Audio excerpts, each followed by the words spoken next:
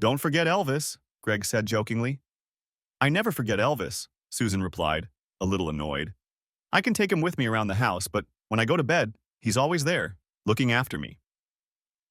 She was too old to take him to bed with her, so she put him in his usual place facing the bed. The rest of the shelves and cabinets were filled with framed photos and mementos, but no other plush toys. In fact, on this wall, Elvis was the only thing that really belonged to her. Susan had had him since she was a little girl, and she didn't want to part with him. When she was 7 years old and he was falling apart, she made him a white suit. It had a high collar, flared pants, and tiny sequins. She wasn't skilled enough to sew the suit to fit, so it was sewn to his body. And that was better, because it preserved his integrity.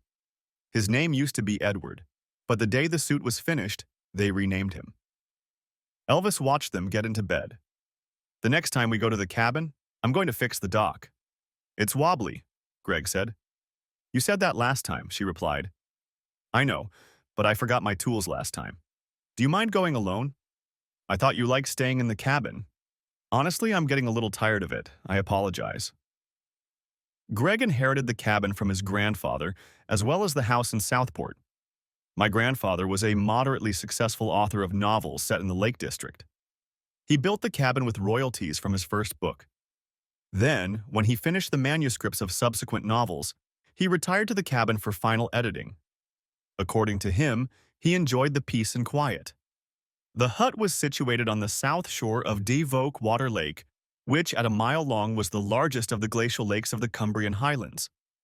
The house was insulated and had running water, but electricity came from a gasoline generator and heating was provided by a wood stove. There was also a tiny boathouse here, big enough for a rowing boat. The road to Eskdale passes through Burker Fell. Just south of Eskdale itself, there is a place to park your car. From there, you have to cross the road and walk to Dewook Water. Stopping there, Greg and Susan enjoyed the solitude. The only people they encountered were the occasional fishermen and other tourists. Greg had always led a penniless lifestyle. He had inherited two small but successful businesses from his family. Wool production and shipbuilding were still thriving in Cumbria. Now he came here only occasionally, more often going to London to meet with the family accountants and lawyers. They met Susan at the Royal Birkdale Golf Club. Greg had just played 18 holes and Susan was serving the bar. He was completely stunned. During their wedding, everyone had looked amongst themselves and whispered that bartenders weren't a good fit for the Clifford family. After all, she was 12 years younger than he was. But Greg brushed the thought aside. By Clifford standards, Susan was ordinary. But she was sexy and full of fun. In any case, the family estate would eventually go to their children, not her. They stayed at the cabin 5 or 6 times a year. Susan enjoyed the peace and quiet, but could do without the walks. The paths were never dry. And lately the solitude did without walks. The paths were never dry, and lately the loneliness had begun to tire her. Getting back to nature is good, of course, but a little TV wouldn't hurt either.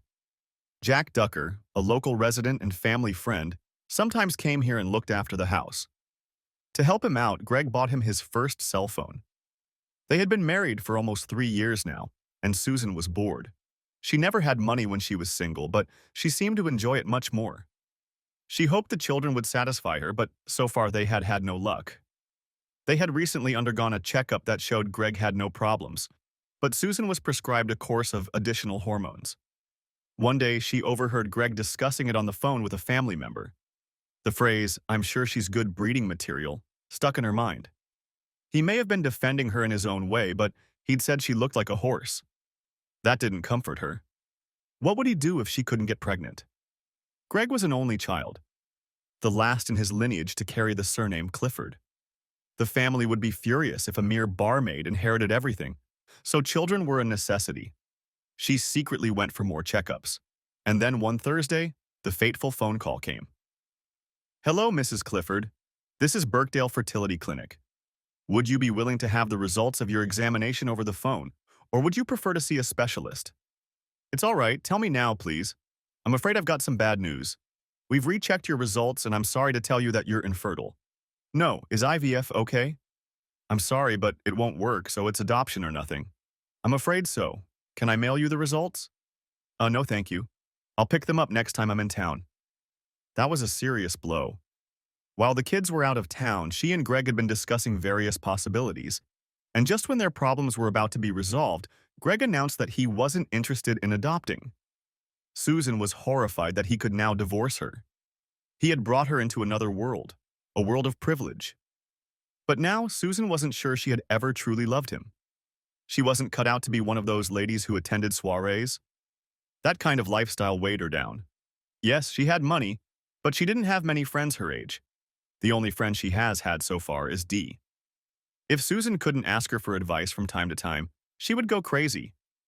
Greg is a good man, but Susan was stumped. She didn't want to give up the trappings of wealth and at the same time didn't really want the husband that came with it. But divorce didn't come easy to her. She brought nothing to the marriage except the hope of children. Susan was sure adoption wouldn't suit him. It would dilute the family line or something. She realized she had married him for his money and security. Not the most pleasant thought, but it was true. And if she couldn't produce children to inherit, her position might become untenable. Greg was still young enough to find someone fertile. She had married to escape a life of poverty. Now he could go back there. It would be best if Greg died soon. Then she could inherit and enjoy the wealth on her own terms. Susie read somewhere that there is a fine line between love and hate. If she doesn't love Greg, she must learn to hate him. Then she should have no trouble killing him. She needs two things. First, more reasons to hate Greg. Two, a plan to get rid of him, perhaps with the help of an accomplice. There was a knock at the door. A man in overalls holding a tray spoke up. "Delivery for Mr. Clifford." On the tray, which looked more like a shallow plastic box, were half a dozen crabs. "Excuse me, I need to pick up the box, ma'am. Would you mind fetching a bucket of water?" Susan did so, and the guy lowered them into the water. She noticed that their claws were held together with rubber bands so they wouldn't attack each other, he said, as if he had read her mind. "You can keep the rubber bands. How long will they last like this?" "A couple days, maybe longer if there's a zero-temperature compartment in the refrigerator." She took the bucket into the kitchen. It was typical of Greg to organize something without consulting her. She had a vague idea to steam the crabs, but she didn't know where to start. A wave of rebellion rose up inside her. Screw it. They could eat them tomorrow. She hadn't had potato casserole with meat in a long time, and she was going to make it tonight. It was time to eat something she liked. "How delicious, Susan," he said. "Did you make this?" "Of course I did. Did you bring fresh crabs?" "Yes, but where are they?" "I flushed them down the toilet." His face painted a picture. Did he really think she'd do something like that? "Just kidding. They're in the kitchen in a bucket of water. It would be great if you could steam them or have the cook do it. Of course, when we're done, I'll put them in the Euro section of the refrigerator. By the way, did you know that the last part of making potato casserole with meat is getting it ready in the oven?" "Yes, but if we ever eat it again, why not try putting a layer of grated cheese on top?" Susan felt herself getting even angrier. Potato casserole might have been a common dish only for people like him, but she knew how to make it. And she didn't need that damn cheese on top, and it didn't escape her that Greg had said, "If we ever eat this again." She picked up Elvis from the kitchen counter and returned him to his cubbyhole before going to bed. When Greg came to bed, she rejected his advances. Now was not the time to have children. Better to save herself. She was beginning to hate him. Well, at least hostilely. But likely candidates for accessory to murder, as far as she knew, weren't common in the circles in which they swirled. So who among those lower on the social scale than her could be persuaded? Even seduce? "While you're gone," she said the next morning, "I'm going to go into town and fix my laptop. It's acting up again. Go to Netflix. They do a good job. I'll go." "No, why don't you try it? Just go." Susan had already decided to use their services. One of their employees seemed clumsy to her. If there was such a thing as a nerd with muscles, this was it. She climbed into her Mercedes SL 500 Roadster. Once in town, the first thing she did was call Netflix. "What can I do for you, Mrs. Clifford?" She always disliked the manager, who was more annoying than polite. "The last time I had a problem, this young man was very helpful. I'm sure he'll do a great job this time, too." "This is Roger," the manager said reluctantly. She joined Roger at his workbench. "Before we begin, may I offer you some coffee, Mrs. Clifford?" "Please call me Susan." "Yes, I'd love to." All right, Susan, milk and sugar. Just a little milk, please. It was probably an instant drink and she wouldn't drink it again, but she liked Roger and coffee would brighten the visit. She set the computer on the workbench. The surface was a little dirty, so she pulled another chair over and put her purse on it. A Fendi, more expensive than the laptop. As she stood up, she bumped into Roger, oblivious to how quickly she'd drunk a cup of instant tea. She flinched as the hot Nescafe spilled onto her Coco Chanel t-shirt. She'd left the house without a bra, and Roger, who already couldn't take his eyes off her breasts, was now gawking at her. She pinched herself on her t-shirt and pulled it off. "Shit, I'm so sorry," he said. Then he covered his mouth with his hand. "I'm sorry, you idiot," the manager shouted. Susan regained her composure. "It's okay, it's totally my fault." She turned to Roger. "Would you mind walking me to your bathroom?" Roger led her to the back of the store. "Can I buy you anything?" "Another shirt, please?" Susan took off hers and wandered to the back of the store. "Can I buy you anything?" "Another shirt, please?"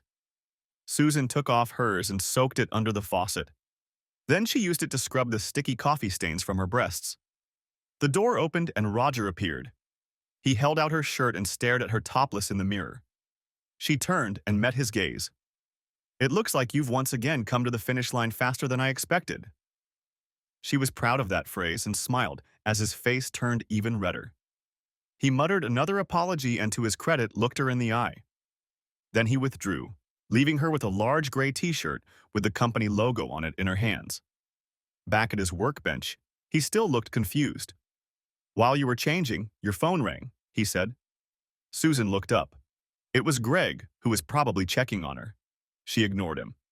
"Would you like some more coffee? Are you on your lunch break, Roger?" "Yes, in about half an hour." "What's the manager's name?" "Mr. Brogum."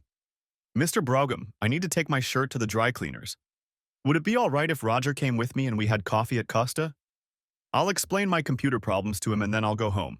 He'll call me when it's fixed." "Of course, Mrs. Clifford." As soon as she told him about the problems, the temptation disappeared.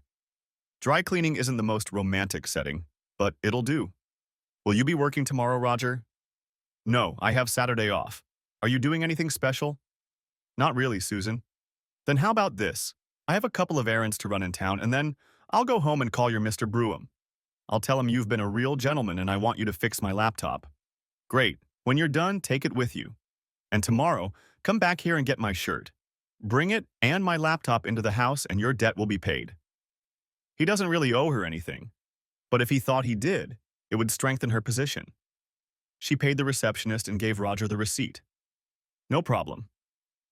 "Okay, my husband leaves to play golf until 9, so why don't you come over after 9:15? Sure. My address is in your files, but just in case I'll give you my cell phone number. When you get there, we can check your laptop on site. When you arrive, we can check your laptop on site." At the Costa Dry Cleaners, Susan leaned back in her chair and pulled on a t-shirt, studying the logo from head to toe. Her nipples tensed. "Netflix," she stretched out. "Do you like working there?" "So far, so good, but I'm above them." "What do you mean?" Now that he was in familiar territory, he spoke more confidently. "They just have experience. I'm saving up money to start my own business, like Netflix, but at a higher level. And I'll be creating things, not just repairing them." Roger was describing one of his gadgets when something in his words caught her attention. "Now I just call it a gizmo, and it looks pretty crude. So what does it do? You walk into a room, press a button, and point the device in a circle. It beeps and lights up red if there's anything electrical in there. And the beeping gets faster the closer you get to it. You can tell if there are bugs in there. Spy bugs, not insects. I think I've seen something like this in a movie. Yeah, but mine's better. It even beeps if the device goes off, but it lights up with a yellow light instead. Listen, could you bring it by tomorrow? Show me your thing, and maybe I'll show you mine." "Oh, great." Either he didn't get the hint or his blush was now under control. She lowered her gaze to her breasts. "Well, now you've seen them, and what do you think?" He blushed again. She wondered how far she could take him. What could he be willing to do for more, or for money to start a business? "You're very pretty," he purred. "Thank you, although I'm sure a handsome young man like you has prettier girls, but I don't have a girlfriend." "That's nice. Do a good job on my laptop and maybe you'll get a reward." At the fertility clinic, Susan introduced herself at the front desk. Are you here to fix our computer? No, I borrowed this shirt. I'm Mrs. Clifford, and I'm here to pick up your test results. Mrs. Clifford, of course we spoke to you on the phone. When she returned to the house, she found that Mrs. Fryer had already arrived and went inside. Susan wished she hadn't knocked. It was normal for the cook to have a key, but it was rude to just walk into the house like that. She had mentioned this to Greg before, but he didn't see it as a problem.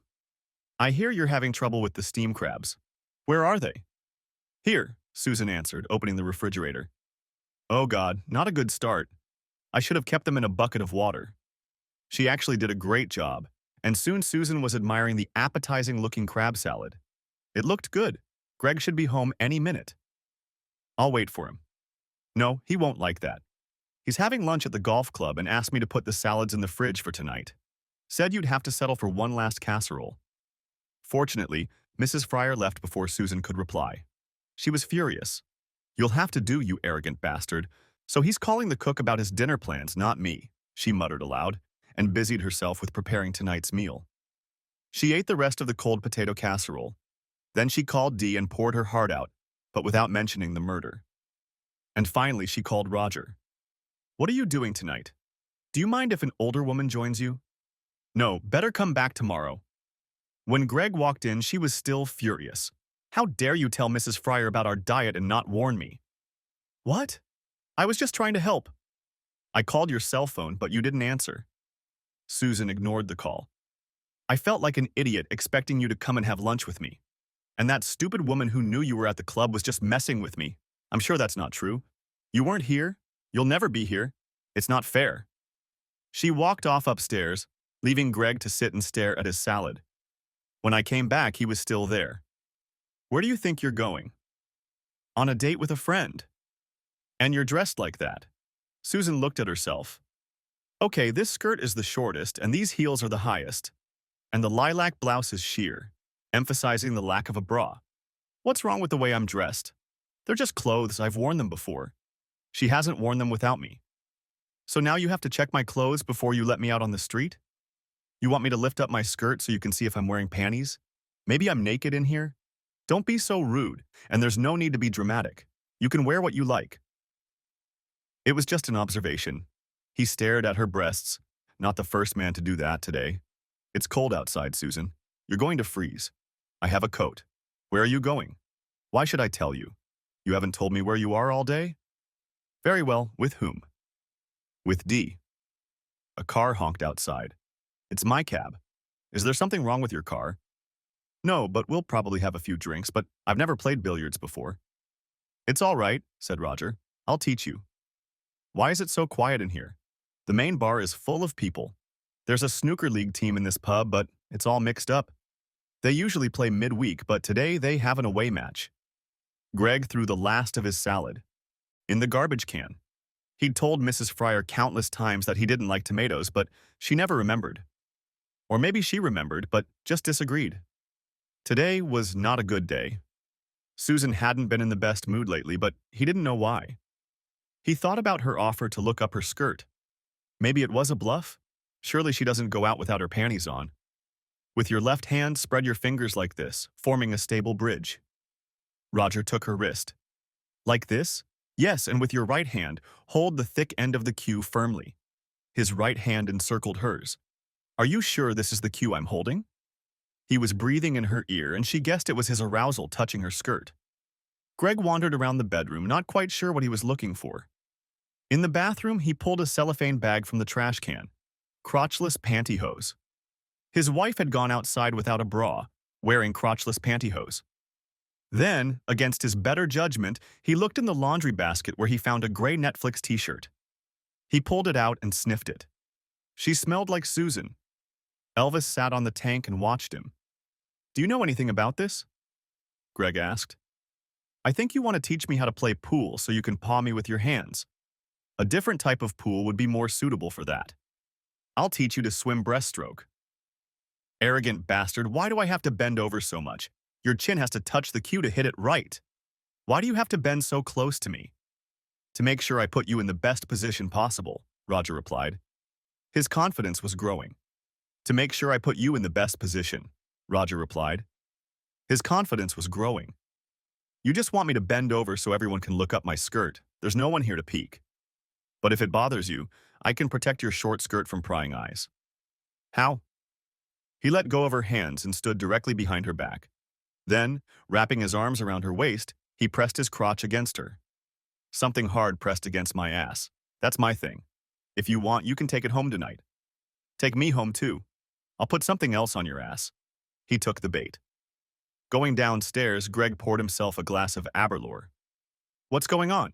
Is there any cause for suspicion? He picked up the phone. Dee, what's up? Hey Greg, I'm fine. How are you? Honestly, I'm a little worried about Susan. I know you girls are like friends. Is there anything I should know? Sister, Greg, I can't tell you. But no, it's all right as far as I'm concerned. Maybe you should come over for lunch. She always feels better after talking to you. It was nice of them to say goodbye.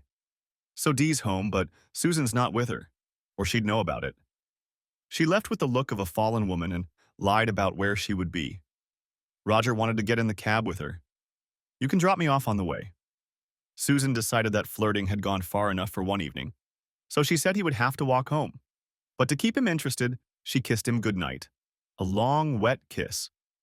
See? You tomorrow. Saturday morning, Greg was restless and looked in the laundry basket again. At least Susan had been wearing panties last night, albeit black ones. They were lying there too, along with crotchless tights. He headed toward the golf course. Susan got up and took a quick shower. Last night had been so much fun she couldn't remember the last time she had been in a proper pub. Roger had responded to her flirting and paid her signs of attention too, but kept his distance. He was due any minute, so she left her hair damp and put on a different t-shirt and the shortest shorts she could find. Come on in, Roger. Are you hungover? No, I need another beer. Here's your stuff. Great. I'll check the t-shirt first. She pulled it out of the dry cleaning bag and took off the one she was wearing. Come here for a minute. He stood behind her back and looked at their reflections. I sense some charm right here, where I managed to pour the coffee. What do you think? Susan took his hands in hers and placed them on top of hers. He ran his palms up and down the material. There's definitely something wrong here, he said. It's hard for me, too. There wasn't much in the way of foreplay, but she decided it was best to take her time. You're a bad boy. They checked her laptop and then sat down in the living room with coffee. It was time to broach the subject. I know you want more from me, Roger, and think I'm teasing you. So it's time to lay the cards on the table. You want to do this with me? Yes. She took the coffee from him and set it on the low table next to her stuffed animal. I want everything you want. Maybe we can make a deal. What kind of deal? Susan told him everything. It took her quite a while to lay it all out, describing what a horrible outcast husband she had been. Roger nodded and seemed shocked by her vile suggestions. She worked on his manhood and drove him to the finish line, thus finalizing the deal.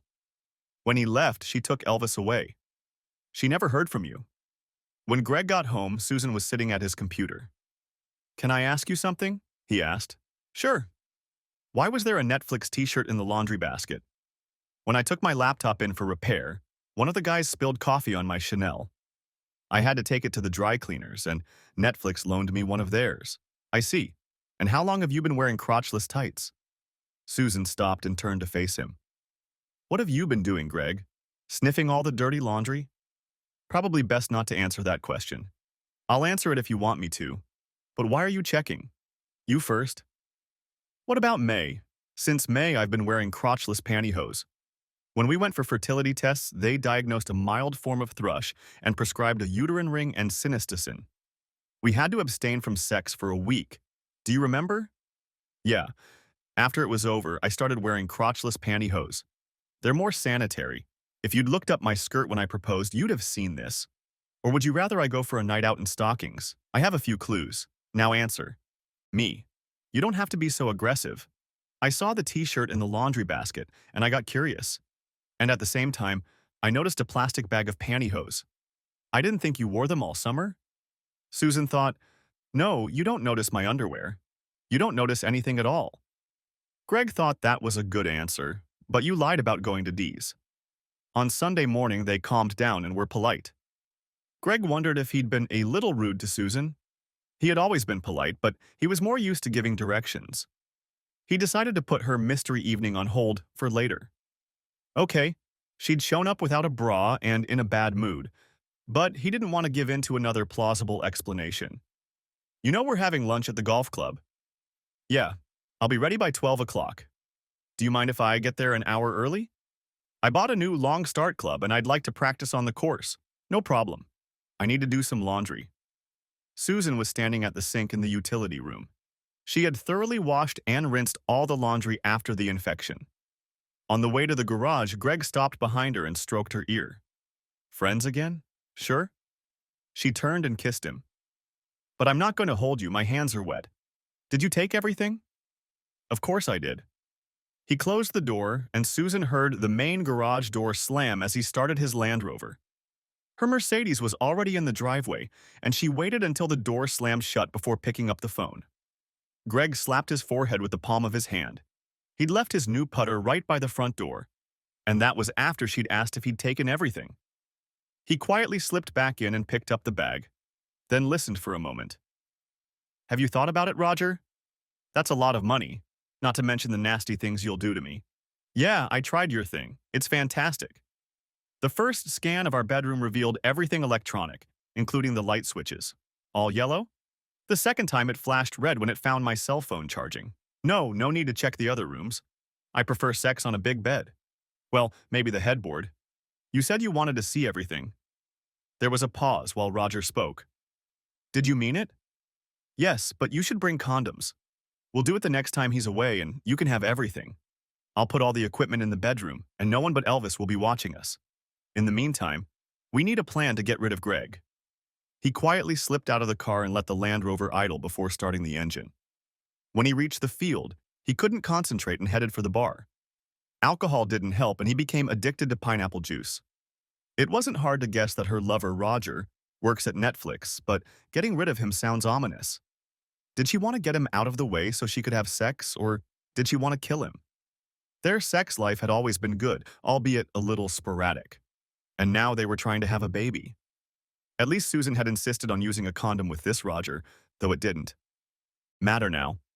No more promises of sex and sinister plots. He was furious. Instead of ending this, he wanted to catch her in the act and divorce her. The fact that some of his family members had hinted at it when he married the barmaid made him even angrier. Now he'll have to live with the awkwardness under their stares. I told you that bitch should suffer. And Roger Rabbit will get his share too. Other men's wives are out of reach. May I join you, old man? What poison can I give you? Marcus, welcome. Just a pineapple, please. I'm driving. Marcus is back with the drinks. I drink brandy myself. Of course, Greg replied. All doctors are alcoholics, that's true, he admitted. And all the nurses are smokers. Are you without your better half today? She'll be here soon. You must join us for lunch, but I'd like to clear my head first. Ha, if given the chance, I wouldn't take it. When God gave out brains, I think he mistook them for sewers. No thanks, they stink, I said. Marcus had been told this joke before, but he burst into laughter anyway. When the laughter died down, Greg made his statement. You're aware of all this information technology stuff, aren't you? Suzanne, I'm going to London on Tuesday, Greg said, and I'm staying overnight. Great. I'll invite Dee. That's a good idea. It's Tuesday. I've already checked into my room. I'll have an early night. I have a meeting with my lawyers tomorrow morning. Okay, Susan said. It's only going to be one night, so you better have fun tonight. Fun? I thought you were inviting Dee. Yeah, she'll be here soon. Greg sipped his single malt and wondered what she was really up to. Probably already lying on their bed having sex. Checking the bedroom for recording devices wasn't easy, but he liked the idea of taking pictures of her. Not that it turned him on, more as a safety net in case Plan A didn't work. Susan checked the caller ID as soon as they hung up. Yes, the call was from the Lancaster Gate Hotel. She called them. I have an appointment tomorrow with Mr. Clifford from Southport. Could you please confirm that he has arrived safely? Yes, he checked in. May I connect you with him? No need. I'll meet him in the morning. Then she called Dee to clarify the situation. Roger was due to arrive shortly. Susan walked to the bedroom and turned on the electrical appliances. She found all the usual things, but nothing out of the ordinary. She checked to make sure the curtains were closed, then walked to the bathroom and put on her lipstick. She looked at herself in the mirror. Irresistible. He was keen, and her makeup would soon be ruined. But it was better to show herself in all her glory. With Greg dead, she would slowly ruin it. Or, if he turned out to be a good lover, maybe she'd keep it to herself. What did the Americans call him? Sex buddy. But she was going to enjoy today, whether Roger carried out her plan or not. Soon they were in her bedroom. Susan stood before him wearing only a thong, which he gladly removed. "My girls are here again," she said, "and they love the way you do it." Roger was very happy to oblige. He undressed as he played with them and carelessly tossed a pack of condoms on the bed. "I hope you took plenty. We still have plenty of time." While he undressed, she sat on the bed and began fondling his manhood. After a minute, he was hard as a rock. "Very good," she said, leaning back to admire him. "Look at that. I learned that trick when I was bartending." She opened the condom and put it in her mouth. Then with her lips, she pulled it over herself. "You're not afraid you might hurt him?" he asked. "No, lots of practice. Are you doing this for your husband? It's not nice to mention him." Susan certainly wasn't doing it for her husband. It was assumed they were trying to have a baby. And now that she knew she was infertile, there was no need to use it in front of anyone. But there was no point in discussing it with Roger either. And if she was trying so hard to keep it a secret, it would be foolish to pick up a sexually transmitted infection at the last minute. "Take me now. I'm burning with desire. Just enjoy it the first time. When you're ready again, you can satisfy me too." He didn't need to say it twice. Susan loved the way he held her face in his hands and kissed her. It was extraordinarily romantic. Despite her instructions, he was gentle and took his time. She put her arms around him and pulled him to her. He picked up speed, and soon the smell of his sweat overpowered the smell of his own deodorant. She was loving this. What a stud. Netflix prided itself on always keeping its customers happy. Susan smiled at him as they both pulled back from their high. This was a very different Roger now, confident and even joking. Perhaps he was someone worth protecting. "Go to the bathroom and get rid of the condom. Make sure it's flushed. And then come over here and give me a hug." He came back and looked at the shelf on the wall. "I've seen that plush toy before. It looks like Elvis. And this is him." Roger climbed onto the bed and they snuggled together. "I'm very slutty," she explained. "Me too, I want to try everything. I got the impression that you might like what I have to offer." "God, yes." Susan raised herself up on her elbow. "But you know I need your help to kill my husband. And when he's gone, I'll be rich enough to start my own business." "Yeah, you think I'm interested. Well, you said you might be, but you're worried about the risk, so I'll tell you my plan. If you reject it, there will be no more sex. We'll just walk away. But if you accept, you can stay all night and get enough money to get started." "Okay, first, get some Rohypnol or something." "No problem, great. Here's the plan. We have a cottage in the Lake District, near to Walkwater. The flight to Liverpool, the nearest airport to Southport, landed late Wednesday night. It was short but hectic. The wind ruffled Greg's coat as he walked to his car. A cell phone rang. It was Jack Dacre. "There was a big storm here last night. It ripped your moorings. It washed ashore, so I tied it to one of your mooring poles." "Thank you, Jack. Do you think it can be repaired?" "Sure, but you'll have to replace one of the mooring poles. What's left of it's rotted, and a dozen yards of strong rope wouldn't hurt." "Well, I'll be there when the weather improves. Is everything else still worth it?" "Yes, the cabin's all right, and your little boathouse too. There are lots of logs under the tarp, and I put some more rocks around the edge to keep the wind out." Before we left, Greg called Dee. Yes, she was at his house last night keeping Susan company. No, she hadn't been driving, but had gotten home in a cab around 11 o'clock. It was all very believable until she overplayed her hand. "And last Friday when you called me, were you worried about her?" "Yes, I forgot to mention, but she was with me that night too. I didn't say anything because you invited me to dinner, and I like to cook at Mrs. Fryer's. You haven't lived up to expectations yet." "I'm sorry, Dee. I'll do it soon." So Susan had gone to Dee's the night he left. But Greg knew that if she was there, why hadn't Dee mentioned it then? And why hadn't she mentioned it now if she hadn't been asked to? "I'm home, Susan. Do you miss me?" He had always called her by her first name, never. Not baby, not favorite, not sweetheart. Now it was beginning to irritate her, plus he was late. I missed you, but while you're gone, Elvis always takes care of me. They hugged. Well, thank him for me. But now his duties are done. I will. How am I feeling? Mrs. Fryer left a Lancashire roast in the oven. It'll be ready in about 20 minutes. They ate at the dining room table. Susan would have preferred to sit on a tray in front of the television. She wrinkled her nose as Greg sliced a wedge of Lancashire cheese. What was this obsession with eating cheese with everything? The hot pot was just lamb stew with sliced potatoes on top. Nothing more than a cottage cheese pie. Who would eat cheese with that? I've got to get to the cabin. Jack said we almost lost our moorings. Can this be fixed? That's the first thing I asked. Yes, it can. And according to the forecast, the bad weather should stop this weekend. Tomorrow, I'll go to my usual supplier and buy 2 new mooring poles and a couple of hoses. Hoses? Metal hoses. You know, you dig a hole. You put in a hose, fill it with sand, dig a hole. Put in a hose, fill it with sand, put in a pier pole. A spoonful of cement and you're done. It's too wet to drive the stakes straight into the ground. I'll do it both ways. It'll be all right. You need some help? I thought you said you didn't want to go this time, but it sounds fun. Then sign me up for this weekend. We'll head out Friday after breakfast and do the whole thing in daylight. By the way, have you seen my cell phone? Susan asked. I could have sworn I left it on the coffee table. I think I saw it by the bed when I was working out. I'm going clubbing for a couple hours. You want to join me? Not this time. I need to wash my hands. Oh, great. Roger, everything has to be done this weekend. Then you'll have to take a sick day. You need Friday and Saturday off. Don't worry. You won't work there for long. I'll meet you at Costa's tomorrow at lunch. Susan went back downstairs with the phone. The plan was coming together. On Thursday after work, Roger picked up the rental car. He would love for his friends to see him driving around in the Toyota Land Cruiser, but he had to keep it a secret. Too bad he'd have to pick her up Saturday night. But if Susan helps with the money, he'll soon be able to afford his own car.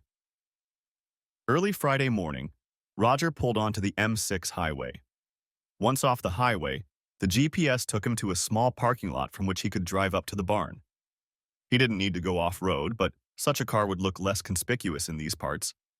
He took off his shoes and put on his new hiking boots. Susan had bought them for him, and they were the most expensive pair he'd ever owned. They were comfortable, but he still put on an extra pair of socks. Then, in full wet weather gear and with his backpack, he set off for Devakwater. By the time he reached the hut, he was starving. The hut nestled on the shore in a small cove between 2 bays. The only building on the south side, it was hard to miss, but the view of the pier was still comforting. He looked around.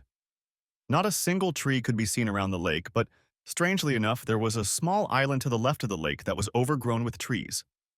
He wondered why they were growing in the center and nowhere else. To his right, on the far shore, was an old stone boathouse that looked abandoned and creepy. He settled as comfortably as he could behind a rock ledge. It hadn't rained, but the grass was still wet. In fact, it had been wet underfoot throughout the entire hike. Dinner time was almost upon them, and Roger opened his flask of soup and sat down at the table. Okay, a few hours he could tolerate. Tonight he would sleep in a warm cabin with the beautiful Suzanne. He had barely finished the first sandwich when he heard them approaching. God, he was only one whore ahead of them. They crossed the last small beck, both carrying backpacks larger than his. They were carrying materials to repair the pier. These sleeves are heavier than I thought, Greg remarked. It's good that you went too. Are we going to do everything now or in the morning? I forgot. We'll do the usual cabin procedure first. Then we'll do everything today while it's still light out. Susan didn't like routine, but it made sense. She went into the house and Greg started the generator. Then he took a long time to fire up the wood stove, using the driest logs from the stack by the stone fireplace. Susan walked around the house, opened all the windows to allow air exchange, and opened all the shutters. Then she opened a bottle of red wine and poured it into a decanter. It was one of the bottles Greg had brought here on their last visit. Then she went back inside and closed the windows and shutters, and the cabin became warm. She pulled out their special glasses. They had been released after the Lord of the Rings movie came out. On her glass was a picture of Legolas, her lover. His glass, of course, had a picture of Aragorn on it. When are we going to drink the wine? She asked. As soon as we finish the pier? She looked at the Row Hypnos tablet, but at the last moment decided to put it in his glass. Then she went to make the bed. 3 hours later, the pillars were in place. It's too cold to admire the sunset outside. Let's get into the warmth. We'll christen the pier in the morning and ride the boat for an hour. They made themselves comfortable on the old couch. I'll go pour some wine, Susan said, and went to the kitchen, returning with glasses. Let's have a drink, Greg suggested. Get up. They stood in front of the fireplace. To the next Clifford, he announced. I have a feeling he or she may be conceived tonight. Susan smiled, and they raised their glasses. I have an idea, Greg said excitedly. Take a pen. She walked over to the old sideboard and found one. Greg hurried to the kitchen and returned with a cork and a bottle of wine. They sat down on the couch again, and Greg wrote October 17th, 2014 on the cork, then GC, and handed it to Susan. Now put a plus under my initials and add your own. It will be a reminder of this visit to our home. Of our last visit, she thought. It was still light when Roger saw the signal. He knew which window was the bedroom. The curtains were closed and the light was turned on and off 3 times. He got up and headed for the cabin. About 6 o'clock in the evening, the little boat reached the middle of the lake. There, the oars were raised and the boat rocked alarmingly as something heavy plunged into the icy water of the Devoke, always cold at any time of the year. Something heavy was slowly sinking to the bottom of the lake to a depth of 14 meters. The only witnesses were a few large trout, but they showed no interest, at least not yet. At 5 minutes past 9 on Sunday morning, the phone rang at a house in Southport. Hello, hello. Is this the Southport rental service? May I speak to Mrs. Clifford? I'm sorry, but she's not home. Do you know when she'll be back? I have no idea. Hello, Sergeant. Could you come down to reception, please? Some people want to report a missing person. Right, send them down to interview room 2.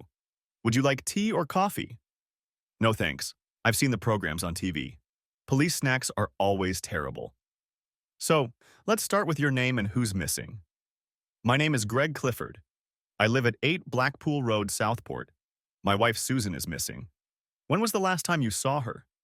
Friday the 17th. I left early in the morning to go to our house in the lakes and she stayed at home. Detective Sergeant Fleming later reviewed his notes.